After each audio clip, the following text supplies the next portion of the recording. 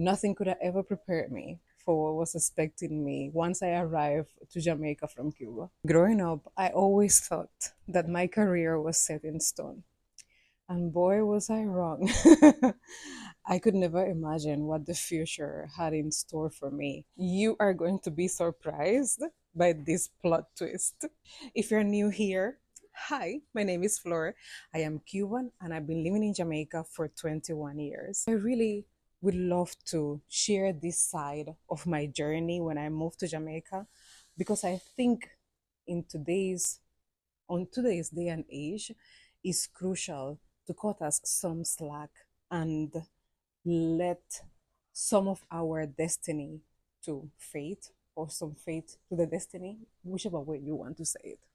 Before I start, full disclosure, me na people Airbnb in the outside kitchen, the picnic them I do homework, and the cats them all over the place. But here I am, and you can just like listen. You don't have to look at my face. Let's start from the beginning. Growing up in Cuba is very different from anywhere else. When it comes to school and career, it was very different from what you all are accustomed to in Jamaica and all over the world. My parents both went to school. My dad is actually a very well renowned Cuban boxing trainer. My mom also went to sports school, but she had to drop out and then she studied law. She did up to her master's and her doctorate in law. So I have professional parents. My grandparents on my mother's side were both accountants. So I have that background of people who went to university and who studied. However, growing up, I always had an inclination for dancing. I went to the House of Culture since I was 5 years old, and I always had that vision and ambition of being a dancer. I was lucky enough that I was living in Cuba, and my parents encouraged me to become a dancer, to be a dancer. When the time came to decide whether or not I will go to dance school or if I will pursue another career, I had the grades to go into any other profession, including being a doctor. So I sat down with my mom and I said to her, well, I can be a dancer or I could go to school to become a doctor. And my mom said, well, you can become a doctor if you like. Have you seen our doctor friend live? We had a good friend who was a doctor. She was a community doctor. In Cuba, if you don't know this, and this is a very nice piece of information, each barrio, each community has a doctor house.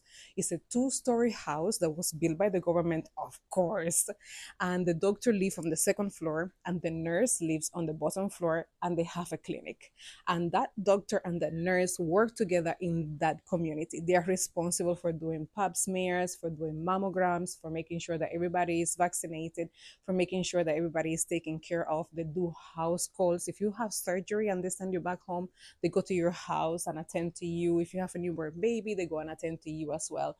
So she will have to do duty. Her life was very rough because her salary was minimal and she had access to nothing. Years after, even after I left Cuba, that she got the opportunity to travel to Venezuela and later I think to Brazil, where she got the opportunity to have access to materialistic things. But then when I was in Cuba, doctors were the only ones who had access to a letter that would allow them to buy a vehicle. And if you want to learn a little bit more, there is a video I posted before this one where I talk about the things that shocked me when I moved to Jamaica. You can check that out to learn more about how that process works. So, being a doctor had that one benefit, right? The only other benefit was that if you had an illness and you needed doctor's assistant, when you went to the clinic, you will carry food because we live in the country. People in the city won't do this, but people in the country had a habit of carrying food to the doctor: coffee, bread, pear, a bag with raw beans, a bag of rice, some sweet potato, some cassava. You carry it to the doctor and you get through first. The doctor will favor you. We had doctor friends and we also had dentist friends. The doctors were from the city. They will come to the country to work. And when it was their lunchtime, they would come to my house to eat lunch. We never had no food, but we found a way to share the little food that we had with the dentist then, because if anything happened to my grandmother teeth then, she would get priority and she will go to the dentist and get through quickly. So those were the benefits of being a doctor. If you were a top-notch doctor, then you will get the opportunity to travel to another country in a work mission, get exploited basically. Because if you don't know this, all these nice nurses and doctors that you see working in your country that are so nice to you, they live below the poverty line. All of this, my mother sat down with me and explained. And she's like, this is what awaits you if you become a doctor. Also, remember that you have to do your duties. You may not be able to help people because you don't have the resources to do so. And this is going to break your heart. Or you can continue pursuing your career as a dancer. And you will have nice choreographies and you will be in a very nice boarding school, and it's a 3-year long career, and you have the chance of working in the tourist sector. And as soon as you graduate, you will have the opportunity to travel into many, many, many countries, get very well paid, and you won't have to study and burn your eyelashes every night for 5 years. You won't have to work for the government for 5 years for little to no money.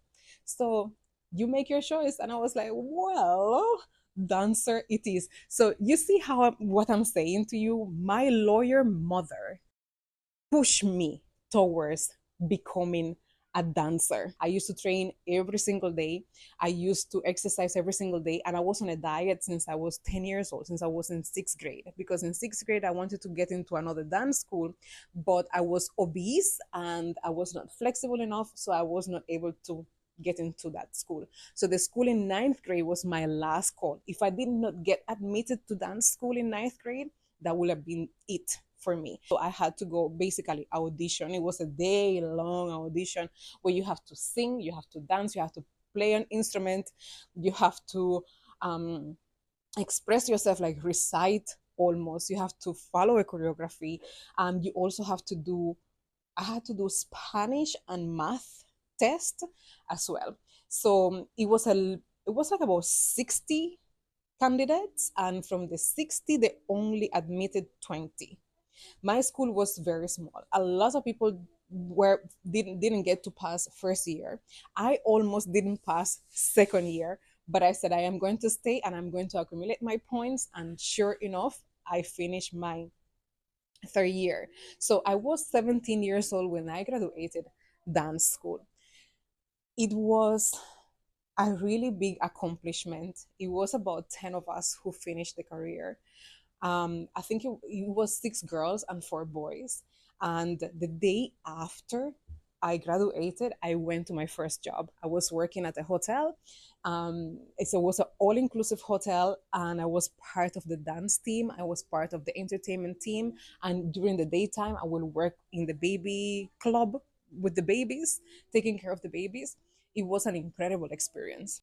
My first job at 17 years old, working at an all inclusive hotel in Cuba, paid me 80 US dollars. Remember, I am talking about 20 odd years ago. 80 US dollars.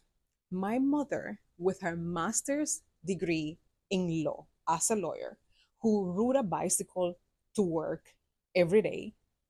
At least she had a bicycle. Her doctor friend never had no bicycle. She had a bicycle. I think she got a bicycle later on. Was making the equivalent to 25 US dollars. At 17 years old, I was making way more money than my mother as a dancer, plus tips. Plus tip, because when you were in the entertainment team, you could not speak to your co-workers while you were at work. I'd have to speak to the tourists. And when they were leaving, they will call me from this floor, guest left an envelope here for you. And when I go to the front desk, it's money. So sometimes I went home with 125 US, 250 US. I had a fat bank account by the time I was 19. It was a lot of money because the hotel will provide shelter, food, and clothing. I had zero expenses. And my mom taught me very well on how to save money from a young age. Incredible, right? Very nice, good living. I finished working at the hotel. When I met my husband, that we moved to the city, I was part of a dance group. We were slated to travel to Mexico. So I already had plans of traveling internationally as a dancer. We were going to go to Mexico to perform, I think, for about 3 months. So that never got to happen because I went to Jamaica instead. Wonderful, right? I am a dancer. Jordan Kakwansa dancer, Afro Cuban dance. All the orishas, all the Cuban traditional dances, international dances, and modern dance. My qualifications are dancer and teacher, so I can dance and I can teach. Let's fast forward. We arrive in Jamaica now. And if you watch my video where I say why I moved to Jamaica, you will see the reaction of the immigration officers when I told them my profession. So I arrive at the airport and they ask me, what is your profession? What do you do for a living? And I say, I am a dancer. Mm, sad eye. Because back then, once you told somebody that you were a dancer, and me with my Latino accent, I remember all the Dominican girls them who did day in Jamaica around that time there, right? What is the first thing that come to the mind? Say, agogo, she agogo. You understand what I say? So there was not this culture of a dancer back then in Jamaica. You had some dance companies. You had, which still exist. You have the Little Theater Company. You have, I think it's called Ache, and you have La Caigo. And we're gonna go back there very soon. Arrive in Jamaica. My husband is trying to go to UE to study, and I need to make some money. We were living at my mother-in-law house, and I desperately, we need to work. We need to make some money and work. So I started looking for work. Thank goodness my mother-in-law took me shopping for brassieres, and she has some clothes that could fit me so I could be presentable. I went to many primary schools and high schools, and I drop off my resume, mainly primary schools, looking for dance teacher work. I could teach Afro dance, African dances, and also all the traditional Cuban dances, salsa, mambo, sha, and also modern dance. I had training in all of that. So I could be a dance teacher at a school. My English was very limited, yes, but luckily for me, dance is like an universal language. So once you say cambre, it is just, the picnic them will understand. So 1, 2, 3, front, back, very basic English, they will understand. Me couldn't get no work. Me drop off resume until me week. Me don't know. Me couldn't get no work. Me say, me can't sit down and do nothing. Me just can't do that. Luckily for me, we lived very near Mona Prep. So I had the fortune to be able to go there because of some of the kids in my husband's family were attending that school. I got introduced to the principal and I got introduced to the dance teacher that was there at the time. I forgot her name. She was so nice. She was an incredible young lady. And that was her last year working as a dance teacher at Mona Prep. And I was basically her assistant. I will get up early every day in my dance teacher attire, cross the road, go to the school, carry the music, and I will assist her, try to line up the kids and all of that. During that time, it was an incredible opportunity for me to learn English. Those kids from Mona Prep, who are some of them are lawyers and doctors right now, were the ones who helped me learn English. I didn't go to school to learn English. I never attended school in Jamaica. None at all. I learned everything on my own. Read, write, and speak English on my own with the help of the kids and the help of television and my mother-in-law helper, my mother-in-law, and everybody who was around me. Every single Jamaican that interacted with me was my teacher. And up to today, I'm still learning from you all. I was working for free. I was not getting paid a dime. I got access to the canteen, so I will go to the canteen. I could not coming from Cuba, from the hunger and deprivation, I could not stomach box juice. Uno have to tell me in the comments how Uno can drink them box juice there. It just tastes like cardboard. I always ended up giving it to the kids before that first, I think about 3 months or so. I was working there for free, and the objective was to get a permanent position if it opened. The dance teacher made it very clear to me that she was leaving, she was done with teaching, and she was really hoping that I will be the next in line for the position. During this time, during this time, I got introduced to Susan Mafood, and you probably know her. She's very popular. You know, she had a gym and dance studio right there in Village Plaza. I got introduced to her. I will never forget. It was just as Price Mart opened, my husband's auntie said, "Oh, Susan, this is my niece Jordanka. She's a dance teacher. You know, she's looking for a job." And she said, "Come to the studio tomorrow." So I went over there instantly. She's like, "Yes, we like you. Come, you're hired." So I started working with her part time. So this is how it looked, because the kids at Emotion will go after class. It was an after class thing. So I will go to Mona Prep in the morning, do that work for free, go back to the house, change. My husband will finish UE, pick me up, and carry me to Emotion Dance and Fitness Center, where I worked as a dance teacher assistant. I think my salary was like $15,000 a month, not a week, a month, $15,000 a month, and that was I was the breadwinner at that time. So when the time came to decide for Mona Prep whether or not they were going to hire me, it was a no. And I remember being on the phone with my husband's auntie, and she said to me, "Well, you know, they're saying that the school's main focus is African dance, and you don't do African dance, you just do like the Latino thing." And I said, "Well, I was not doing the African dance because the teacher that was there, that was her thing. Like I cannot come in and take over. I was doing the complementary, teaching them the Latin dance, but I know." And I will never forget, this is why I say that I learn English from everybody. I will never forget, I learned the word a lot from her during that phone conversation, because I said, "I know whole heap of African dance." And she said, "You see that? That is the problem. You should not be saying holy. Like if you're a teacher, you should not be speaking like that." So I understand why they don't want to give you the job.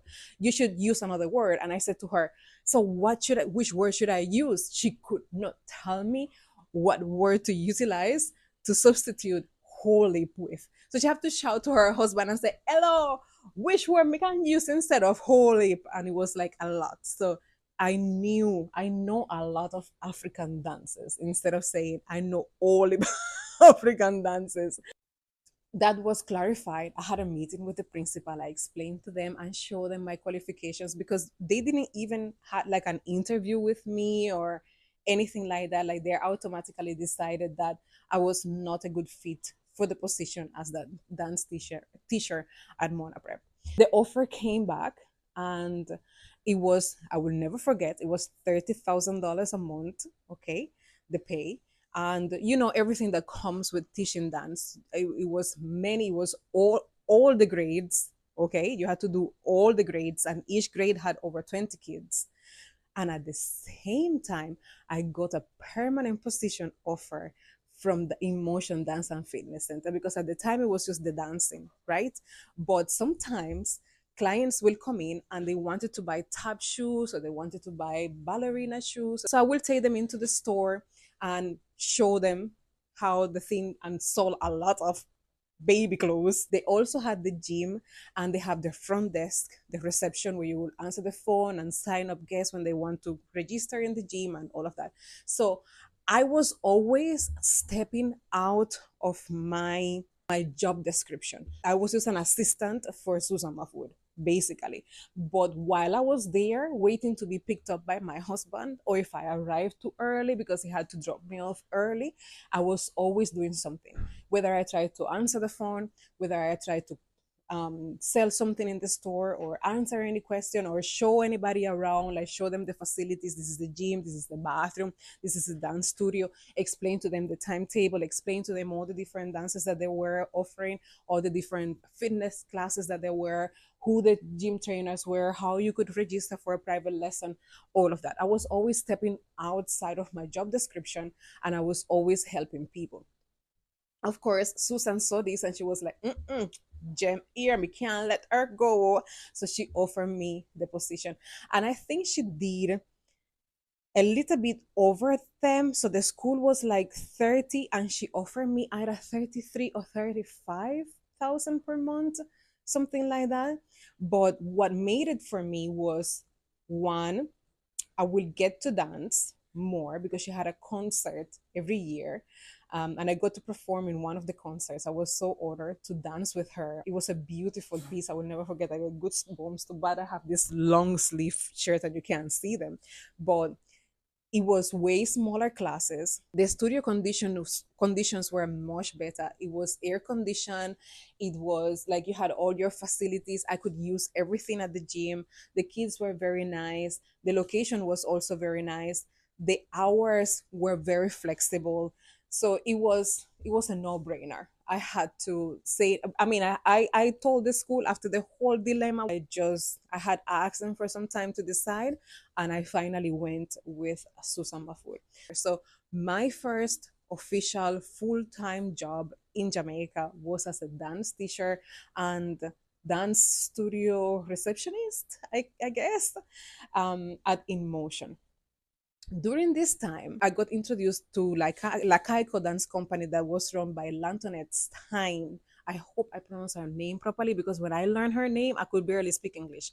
And it was an incredible experience. These dancers were so talented, so strong, and Lantonette was so creative in her choreographies. And we were preparing to go and perform at Coral Cliff, I believe, but I didn't get to. It's like with dancing and me, it's like I never get to. Like I almost there, I never get to fulfill. Because during that time, I was he's giving me a hug. Hug, hug, hug. I love you. Because during that time, I was working already with my mother-in-law business. So my mother-in-law had an optical store in New Kingston, and I was working at Emotion and going there to work on the weekends and sometimes even during work hours because the working hours at Emotion were sometimes in the morning, sometimes in the evenings. It was like a very flexible shift like work schedule. It was very difficult for me to balance all three.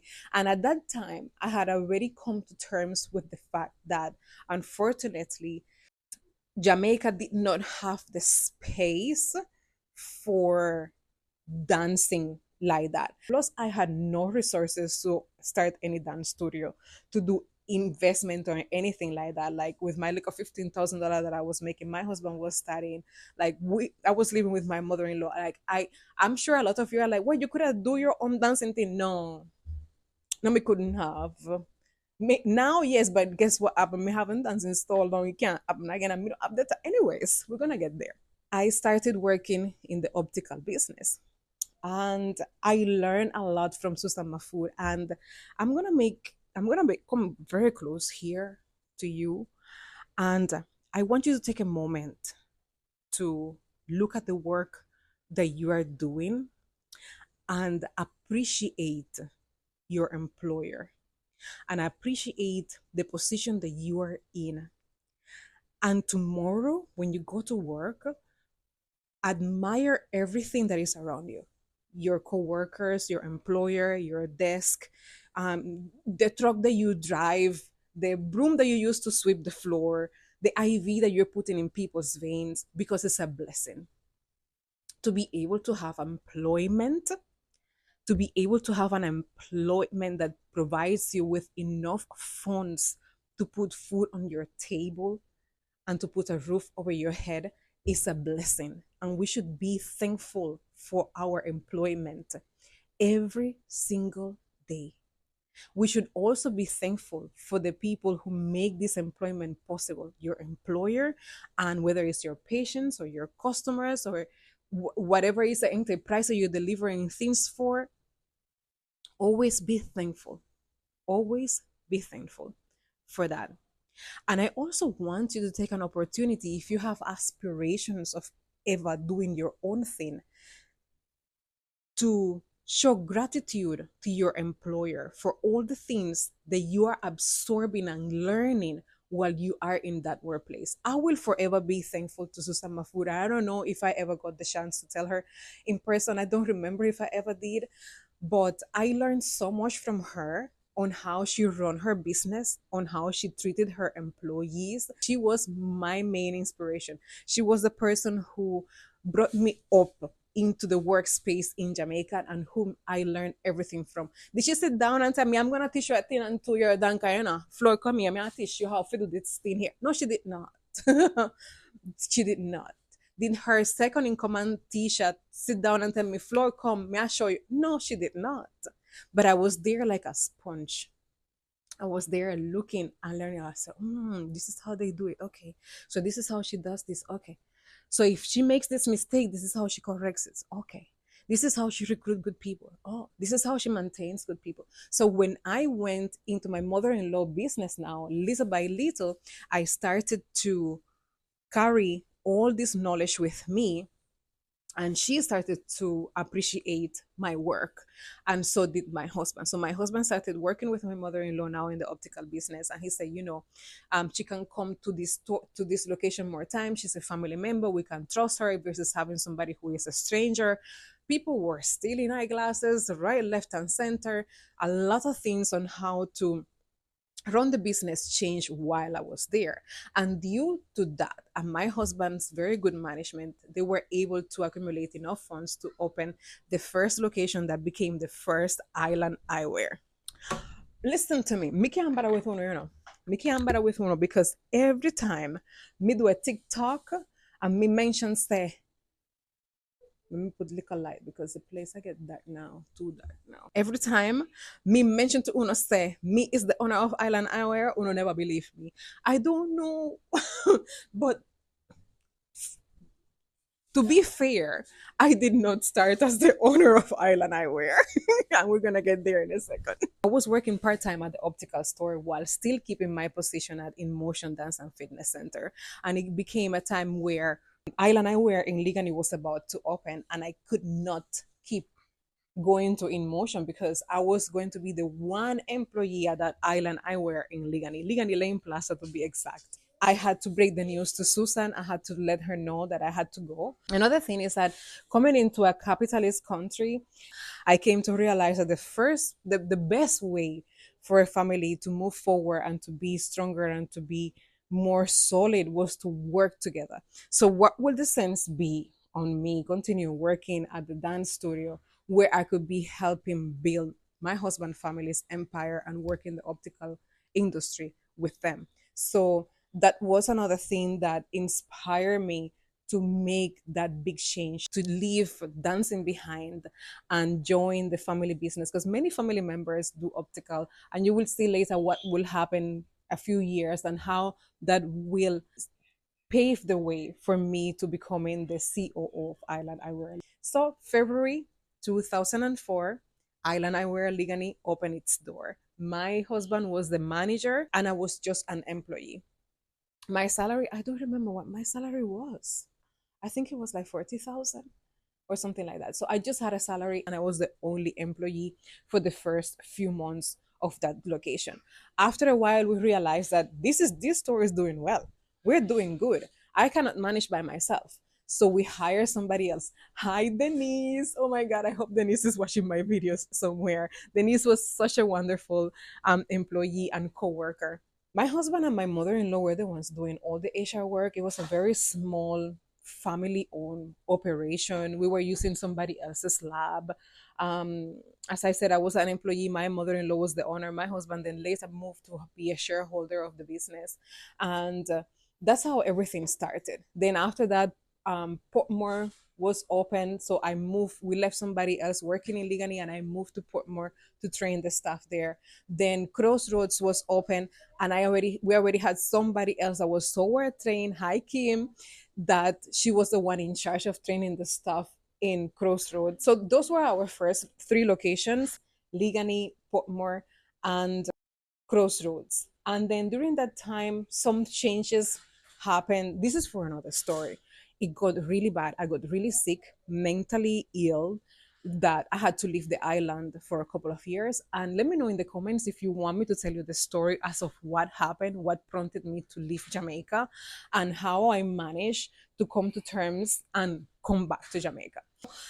Going back to the career change path, we're coming from being a dancer since I was 5 years old, from having my parents invest, motivate, not invest because school in Cuba is free, but invest their time and efforts in my dancing career, where I was making more money than my lawyer mother as a dancer, where I came to Jamaica and I was a dance teacher and part dancer, but I wasn't making enough to an optical store manager.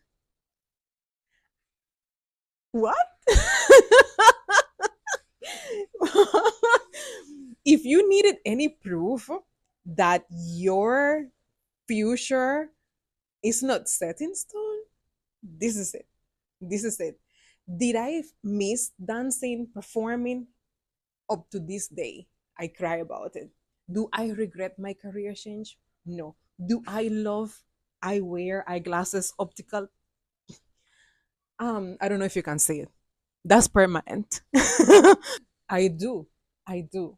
Around the year 2015, there was a merge between many companies that included my husband's family, and that is when I became shareholder at Island Eyewear. That was the first time that I stopped being an well, I was still an employee, but I was also shareholder. Unfortunately, that merge did not last for long, so we separated. And when that separation happened in the same year, it was the same, like it just last, the merge just lasts for a few months, unfortunately.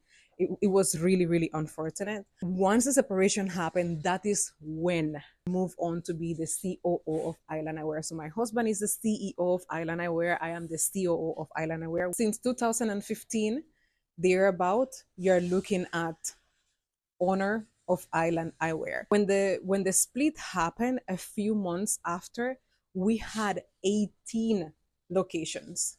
18 locations. Then you know what happened.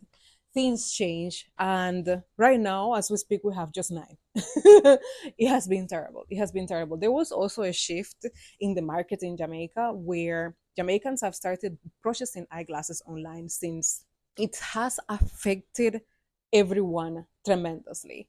We have managed to stay afloat, but it has been very, very, very difficult. Nobody could have prepared me. No tarot reader, no palm reader, no obeah, no priest. Nobody told me, nobody could have prepared me for the fact that today, 2024, 21 years later, I will be standing here in front of you telling you that I am the COO of Island Eyewear, an optical company that I was able to create systems from scratch on how to manage and deliver eyeglasses, on how to manage customers to make sure that everybody was satisfied, create so many locations where I interior designed every single location, where I have curated multiple lines of eyewear all by myself. I had to learn Word, Excel, everything. I had to, in the year 2004, what was the internet back then? And I never went to school. I never went to IT school, nothing. I have taught myself how to do all of this, and I have also learned a lot from others. That is how I had to mold myself and found myself in this brand new career that I had no plans for. In addition to that, my husband has the solar company and he has the lens distribution company, and we run a Airbnb as well. So I do social media. I've been part of every single business at different stages, but I have no ownership of any of those businesses. It's just Island Eyewear where you will find my name in a that all me depan. And the other thing I be a foolishness me I do on TikTok and them thing there, but you know, so them thing they don't make you no money. So if you subscribe, you'll be helping me. And if you can support Island Eyewear, you also will be helping me with that. Here you have it. You could set up in life to be A, but life had plan B for you, and it will be wonderful as long as you are willing and able to accept your destiny and work with it and make the best of it. Do I dance still? Sometimes when I'm cleaning the floor. Maybe we should go dancing sometime. Let me know in the comments what do you think about this story, if you have experienced anything like this, and what do you think about that big jump between the two careers from dancer to eyewear company owner. Let me know in the comments. Thank you all so much for watching. Thank you all so much for being here. Thank you all for your comments, for all your encouragement, for all your support. It really warms my heart to read every single of your comments and I reply to them. So if you want to connect with me, you don't have to run around, you don't have to go rimbo ram. Just leave a comment down below and I will connect with you right there and then. Thank you all so much for watching. Mucho love.